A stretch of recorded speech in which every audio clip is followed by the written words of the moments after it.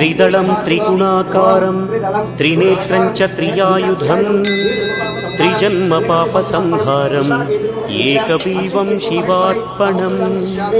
त्रिशाखैः बिल्वपत्रैश्च